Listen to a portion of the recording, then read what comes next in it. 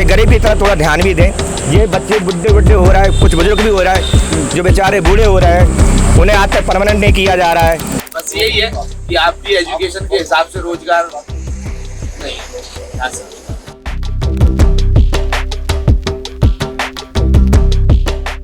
नमस्कार, हमारी यात्रा आ चुकी है झांसी लोकसभा सीट में और अभी कुछ ही देर बाद यहाँ पे योगी आदित्यनाथ जी और मध्य प्रदेश के मुख्यमंत्री मोहन यादव जी का रोड शो होना है। और इस बीच हमने देखा कि यहाँ पे कई सफाई कर्मी हैं जो शहर को साफ़ सुथरा करने और सुंदर बनाने में लगे हुए हैं। और प्रधानमंत्री मोदी जी ने जब से स्वच्छता अभियान की शुरुआत की तो पूरे देश में साफ़ सफाई का एक ऐसा माहौल है कि सब शहर आपको साफ़ सुथरे दिखते होंगे। लेकिन उसके पीछे है कौन और कौन लोग हैं जो इस शहर को साफ़ करते हैं, वो यहाँ के सफाई कर्मी हमारे साथ हैं और वो आराम कर रहे थे। अभी कुछ ही देर बाद रोड शो होना है तो पूरे शहर को साफ़ सुथरा किया जा रहा है। तो हमारे साथ अभी एक सुपरवाइज़र हैं जो सफाई कर्मचारियों के सुपरवाइज़र हैं और वाल्मीकि जी इनका नाम है। वाल्मीकि जी हैं। जी जी। तो आपका पूरा नाम क्या है? मेरा कैलाश वाल्मीकि जमाई के नाम से जनता ने रखा है। पहले कैलाश वाल्मीकि बोलते थे, अब जनता ने कैलाश जमाई बोलने लगे। तो जो जनता कहती है अपन को स्वीकार होता है।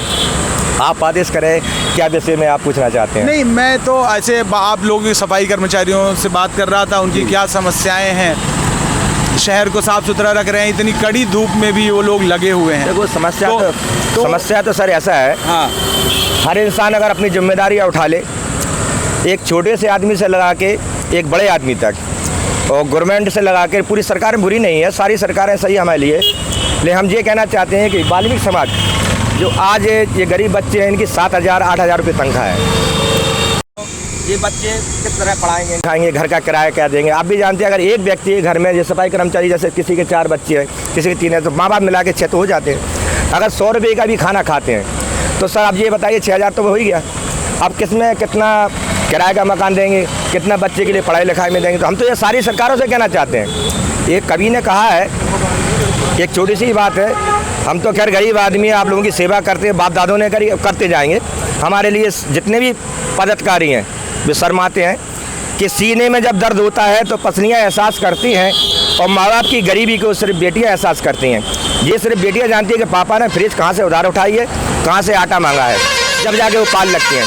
तो हमारी सरकार सबसे ये निवेदन है हमारी कि आप अपना इतना अच्छा काम करें कि गरीब की तरफ थोड़ा ध्यान भी दें।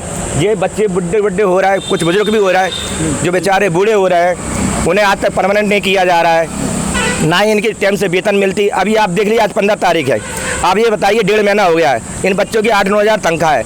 कहाँ किराए का मालिक आपको किराए की कह रहा है कि किराया दो, नहीं मकान खाली करो।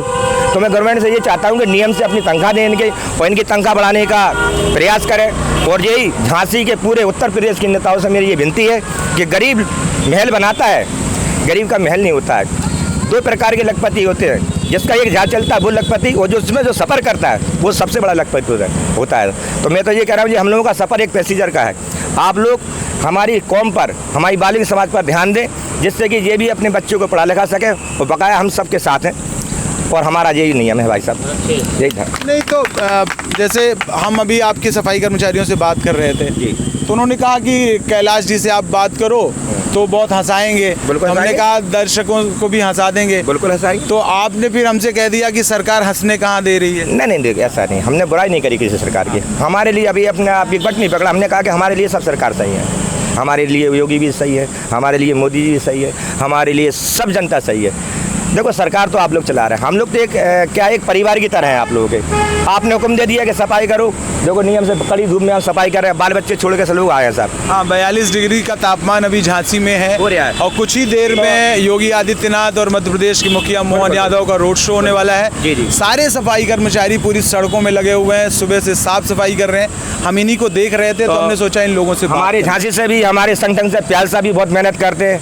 हमारे उत्तर प्रदेश की सफाई कर्मचारी मजदूर संघ के, वो भी प्रयास करते हैं, वो भी मांग धरते हैं। तो हमारे योगी साहब से ये विनती है कि हमारे अशोक प्याल जी को भी, नेताजी को भी देखें, वो इतने ईमानदार हैं, वो तो बब्बा के पुजारी हैं।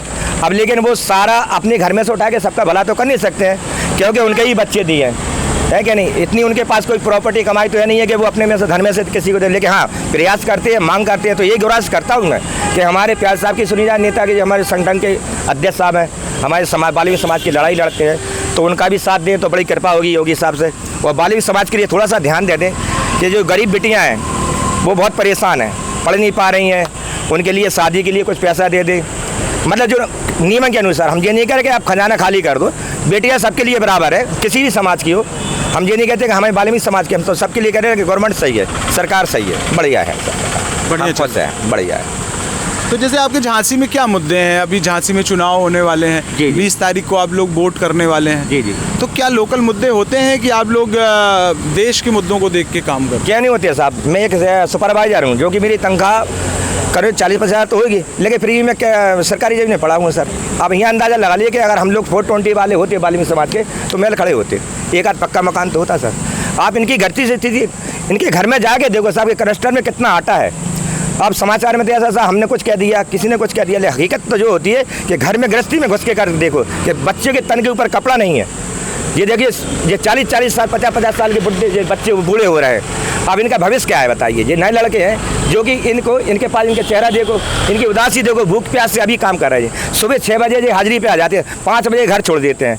ना तो इनको कोई नाश्ता, ना इनको पानी, ना कोई सब्जी है। प्रॉब्लम बस थोड़ा सा ध्यान दें हमें बाल्मीकि समाज पे तो अच्छी बात है, क्योंकि हमने सुपर जहाँ कोई नहीं घुसता गंदगी में, वहाँ हम लोग घुस जाते हैं। तो ऐसा हिसाब के कौन कहते हैं, मैं एक मसवारा और देना हूँ कि लोग कहते हैं कि माँ बाप बुढ़े हो जाते हैं, लेकिन बुढ़े इसलिए हो जाते हैं कि क्योंकि उनकी औलादें नालायक निकल जाती हैं।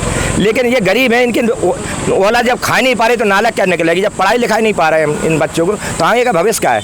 यही ऐसी ज़िंदगी इनकी चली जाएगी। तो मैं योगी साहब से प्रार्थना करता हूँ, अपने इस चैनल के माध्यम से आपको भी शुक्रिया अदा करता हूँ कि ऐसे चैनल भी हैं जो हंस खेल के बात करते हैं और सही इंटरव्यू दे करके।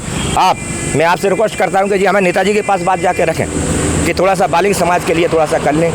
अभी ये समदा में ये बच्चे देखो, यहाँ ये समदा में है, इनके बराबरी के बाल बच्चे नाती पोतेदार होगा, ये परमानेंट रही है। ऐसे क्या वजह है, इनका ऐसा घोर पाप क्या है?